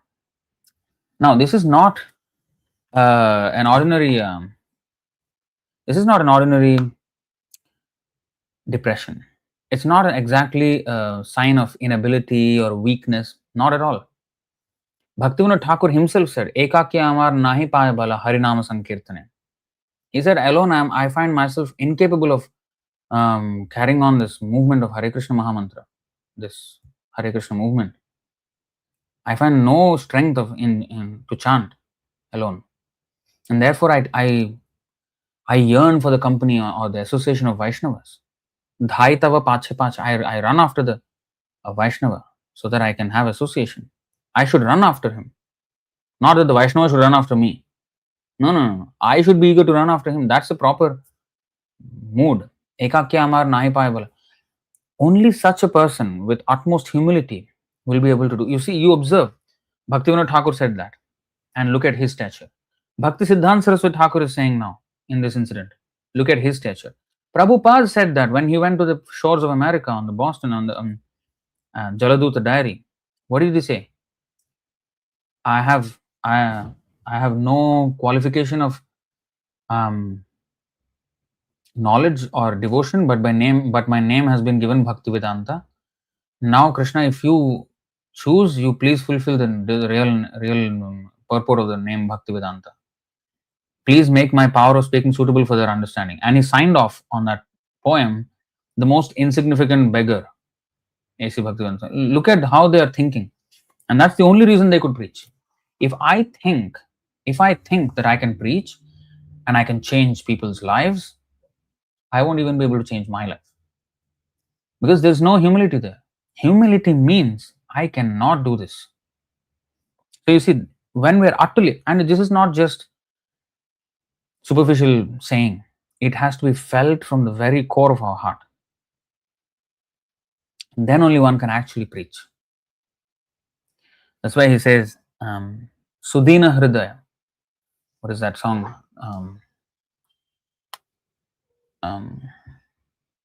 Kabe habe bolo se din amar.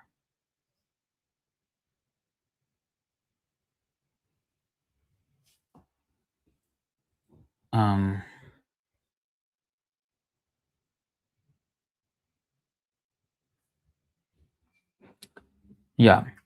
Kabe jive doya hoibe udoy nija sukha bhuli sudina hridoy bhakti vinoda korea binoya sri agnya tahala korebe prachar. When will compassion for all fallen souls awaken within this Bhakti Vinod? And when will he thus forget his own happiness and with a meek heart set out to propagate by humble entreaty the sacred order of Sri Chaitanya Mahaprabhu? Korea Binoya. So anyway, so that is the preacher. So anyway, let's read what is Bhaktisiddhanta Saraswati Thakur's experience here. Okay.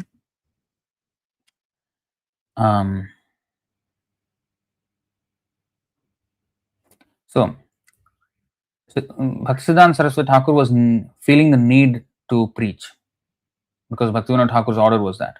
Yet, having experienced the kind of malicious opposition he would have to face for speaking the truth, he was reluctant to return to public life.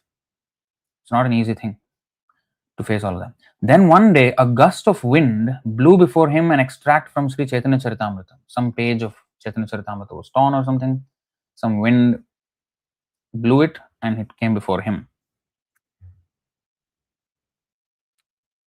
Wherein Lord Chaitanya instructed Sanatana Goswami to compose transcendental literature, renovate forgotten holy places, institute service to Lord Krishna, and propagate bhakti rasa. Taking this as a divine indication, but feeling depressed and incapable, Sri Siddhanta Saraswati pondered,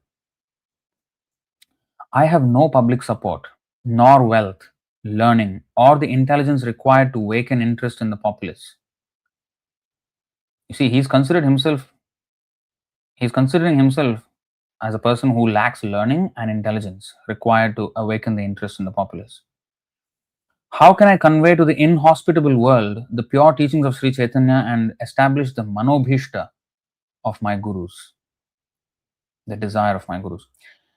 Shortly afterward, one night at the Yoga Peeth, in a dreamlike revelation, he saw approaching him from the east the Panchatattva, the six Goswamis of Vrindavan, Srila Jagannath Das Babaji Maharaj, Srila Bhaktivinoda Thakur, Srila Gaur Kishore Das Babaji Maharaj, and numerous other great devotees of Lord Chaitanya. They told him, see, Saraswati, why are you worrying? Begin the task of establishing Shuddha Bhakti. Distribute Gauravani universally. Expand service to Gauranam, Gauradham, and Gaurakama. That means the transcendental name, abode, and desire of Gaura. Gauranam, Gauradham, and Gaurakama. With unbreached enthusiasm, broadcast Bhakti Siddhanta, the philosophy of devotion. We are eternally with you, ready to help. The support of unlimited people, immeasurable opulence, and boundless scholarship awaits the blessing to serve your mission. All will manifest when required. Come forward with full strength to distribute the message of Mahaprabhu's Prema Dharma throughout the globe. No worldly hindrance or menace will be able to obstruct this undertaking of yours. We are forever with you. Next morning, the few young disciples who had gathered round him saw for the first time in many days his face refulgent in happiness. He related to them the vision he had seen. Before long, he resumed working on Anuvritti, his commentary on Upadeshamrita, and thenceforth, his avidity for preaching was fully rekindled and unretractable.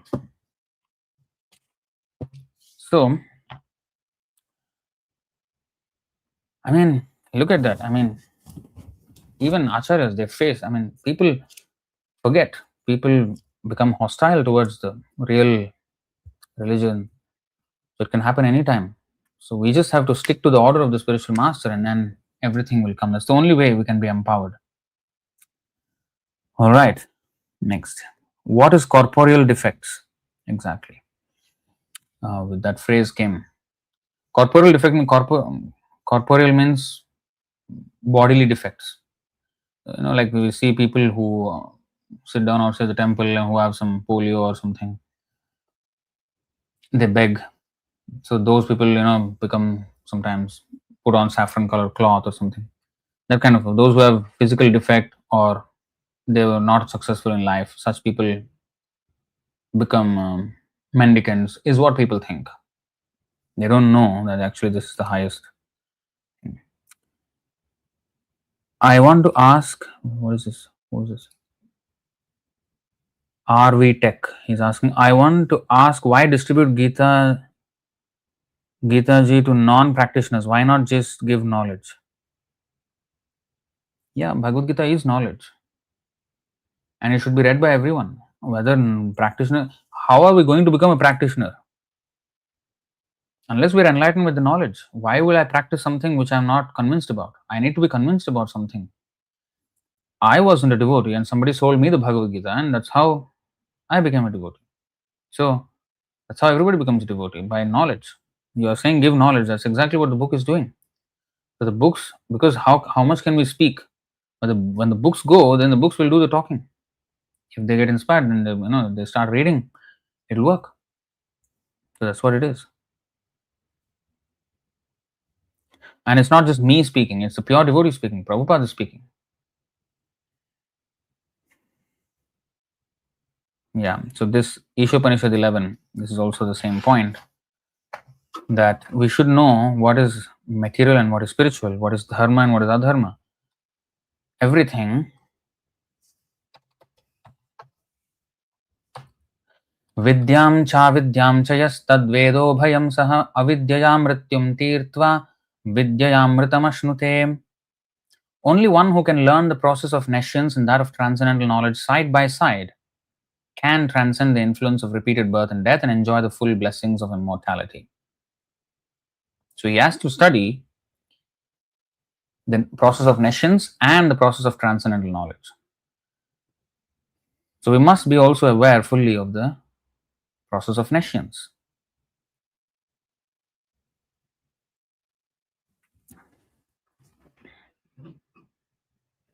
Yeah, so these are the 13 apasampradayas. Avla, Baula, Karta Bhaja, Neda, Darvesh, Sai, Sani, Sahajiya, Sakhi Beki, Smarta, Jat Gosai, Ativadi, Chudadhari, and Gaurang Nagari.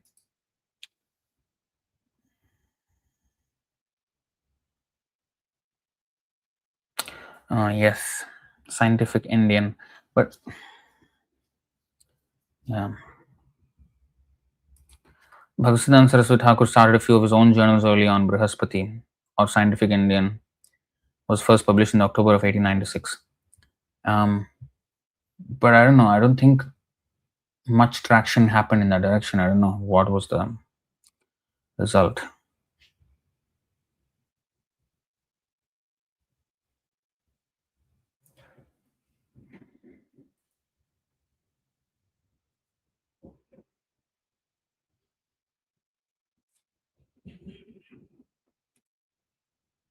Gokhale is a famous freedom fighter.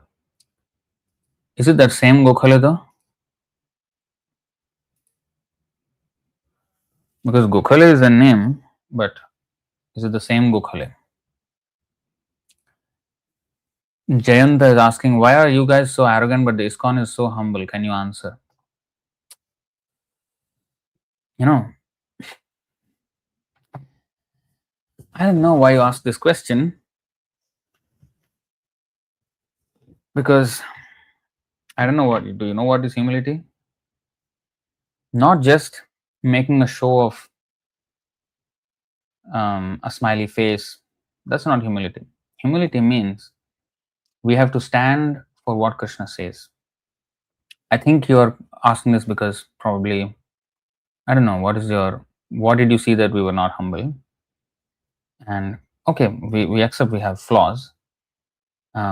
But the thing is this, humble means to represent Krishna as it is and not having some other opinion. That is pride, as if my opinion matters more than Krishna's. Krishna's opinion matters. If somebody opposes that, we will be vehemently opposing that. That is actually humility. When we say Sadhguru is a rascal, when we say Sai Baba is bogus, ISKCON may not issue such statements. And when we say Ramakrishna and Vivekananda are cheaters, they are not saints, these are statements which will not go very well with the general populace, which are true. These statements are true and we can prove them. But the thing is, when we call them out like that, the reason we do that is because they differ from a Krishna's opinion. And nobody can dare. How can they dare to differ from Krishna and go around masquerading as saints? And how can people call them as Swami Vivekananda? When his philosophy is totally against Bhagavad-gītā. Bhagavad-gītā, Krishna is saying one thing, he's saying another thing. He doesn't accept Krishna as supreme. He eats meat as well. Where is the Swami? Swami means one who has controlled his senses. His mission, everybody eats meat. Now recently one guy, he brought out some video of him having meat as well, one of the prominent sannyasis in his mission. This is known to us. Maybe the people are a little shocked. We know this. And philosophy is completely off. But just because people say he was popular with the people doesn't make him a right person. So when we say these things, that's not a lack of humility. That is humility. Because why should we be humble before somebody who goes against God? We would rather be humble before God and go against those who are against God. Narottam Das Thakur says, Krodha bhakta dveshi jane. We should employ our anger against those who are against the philosophy of bhakti. Anger means we don't um, call for violence. No, that's not what we do. We don't hate anyone, but we hate the wrong that they do, because that will mislead many people and make many people to um, waste their lives and be cheated. Why should we allow that? If I know that somebody is in my vicinity is a thief, and I don't tell others, I don't warn others that, hey, look out for this guy is a thief. If I don't say that, I let them be robbed. Never mind, he robs, never mind. Is that a proper conduct? Or should I actually warn them? Is that honesty? Is that bravery? Is that not bravery? So it takes some guts to actually call these people out. It's not easy. It's not like, a fun thing to do that, I just become unpopular with the people just by saying somebody, Sadhguru is rascal, Vivekananda is a rascal, Sai Baba is not God, he's a human, he should not be worshipped. People don't like this, and it takes guts to say that. Those who do not have such guts, they may not be able to say it. But truth must be spoken, even if it is not palatable. Like there is in the Christian Catholic, I think, saints, one of them is Saint Augustine. He said, if the, what did he say? If the world stands against the truth, then I stand against the world,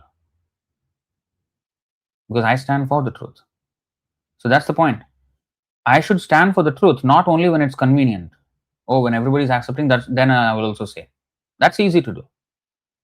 I should say it when it is not convenient, when the whole world is against it, and I still say it. That requires bravery. That requires courage. And one will know what backlash it brings. Bhaktisiddhanta Saraswati Thakur, he knew what backlash he would face, but he went ahead anyway. Krishna Shakti Vina Nahi Tar Pravartan. We should have Krishna's empowerment. That's not a lack of humility. That's actually humility, to stand by what Krishna says and never deviate from that. Not to accept a stance that is not supported by Krishna just because it is convenient with the public. No, we're not here chasing convenience. We are chasing devotion to Krishna. And we want to enlighten others, even at the risk of being called, not humble, or hateful rhetoric or divisive speech. They may call so many things to us, at us. They may hurl these insults, but we will prove. We will bring receipts to the table and show that what we are saying, we will back up our claims with evidence.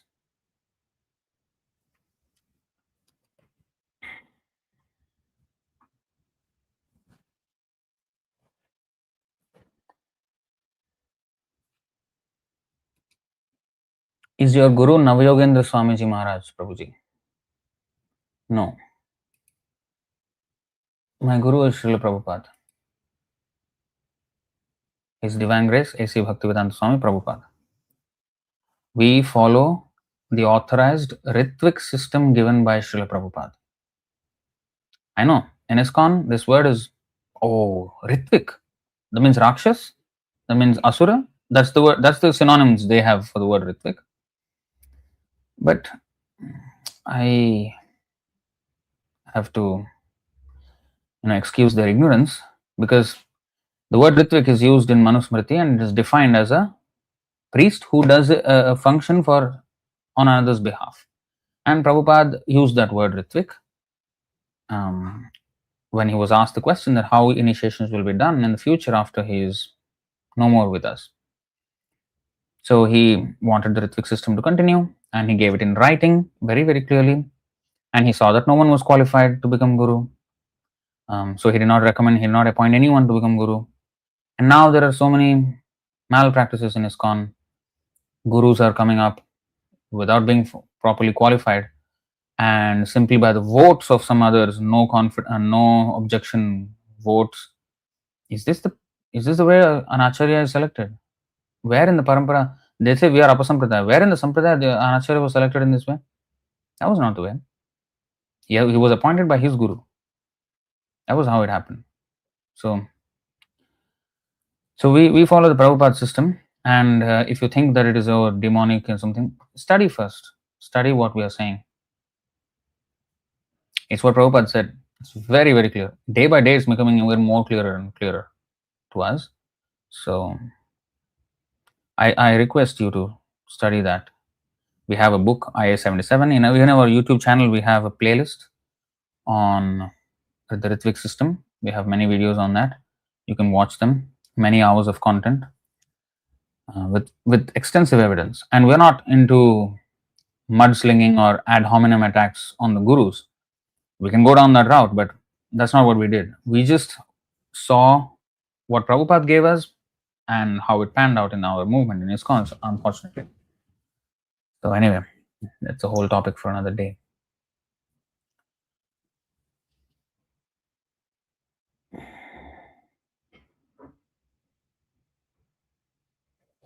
See, organic mercury causes permanent brain and nerve damage, but the yogis could do that. They could take and then they could urinate it, and then that would turn bell metal to gold.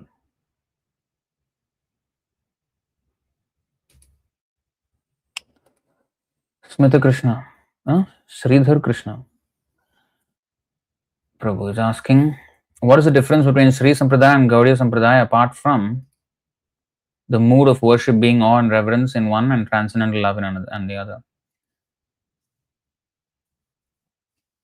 We also do in awe and reverence, although we aspire to the transcendental love of Radha Krishna, we still do it with awe and reverence. For all practical purposes, our worship is Lakshmi Narayan worship, although we worship Radha Krishna. Prabhupada said that, and that's because we are not in that level, because Radha Krishna worship is only for liberated souls, purely liberated souls. And we are not there. And for us, we still have to worship with awe and reverence. We cannot have the intimacy that the acharyas who are liberated have. What is the difference between Sampradaya? Well, they're just like different universities, but they teach the same science. So, Sri Sampradaya or Gaudiya Vaishnava Sampradaya, their Sampradaya is called Vishishtadvaita, ours is Achintya Bheda Bheda Tattva. They are different ways of saying the same thing actually. It's not very much different. We both accept that we don't merge with the Lord. We are always quantitatively different, qualitatively one with the Lord. We are part and parcel of Him, and therefore we should always serve Him. That is our eternal position. Both accept that. So there's no real difference per se in that. And yet, having said that, we should stay true to our sampradaya. How Chaitanya Mahaprabhu conducted himself, how he wants us to conduct ourselves. So we should, while respecting other sampradayas as much as, completely, in fact, respect them, but we should follow our own sampradaya. The mantra given by our sampradaya, the procedures given in our sampradaya, we should follow that.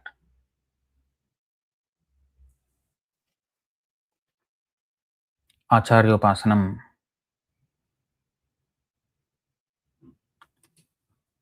Are you brahmachari of ISKCON Chowpatty, Mumbai? No, I'm in Singapore, ISKM, not ISKCON.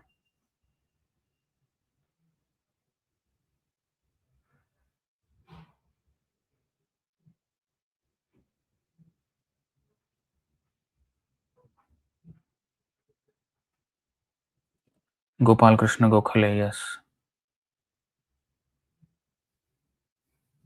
So he must be the same person then. Gopal Krishna Gokhale.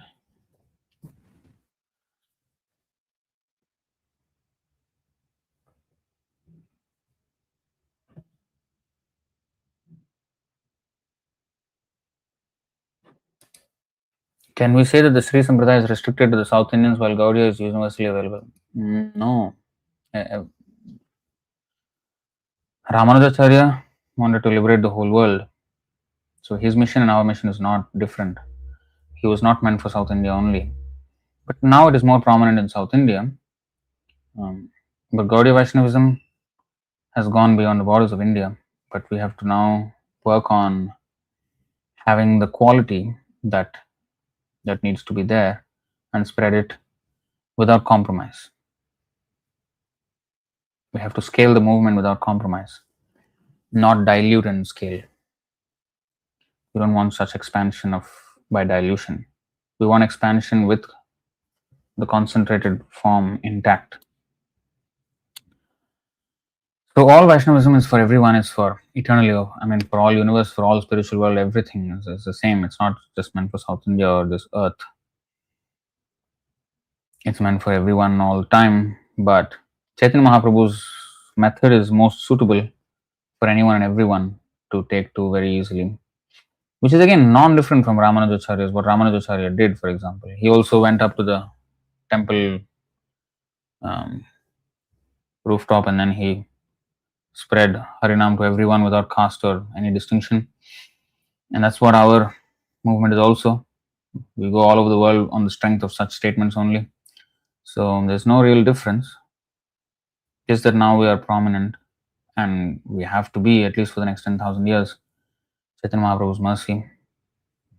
In fact, Bhaktivinoda Thakur says, of course, maybe the Sri Sampradayas won't accept this, but Bhaktivinoda Thakur, in his vision, he saw that Ramanujacharya actually went to Navadvip and wanted to have association of Chaitanya Mahaprabhu, but he was sent back. You preach Dasaras, and when time comes, I'll preach Madhuriras later on. And it was a few hundred years later than Chaitanya Mahaprabhu came. So anyway, so that's that. So I'll stop it here. Thank you for attending. Jai Srimad Bhagavad-gītā ki jai. Actually, and today supposed to be Chaitanya Charitamrita class. Somehow I just came up with Bhagavad-gītā class. So tomorrow we will have Chaitanya Charitamrita class then, and we'll continue like that. Thank you very much. Jai Srimad Bhagavad-gītā ki jai. Srila Prabhupada ki jai. Nitai Gaur Premanande. Hari Hari Bol. Hare Krishna.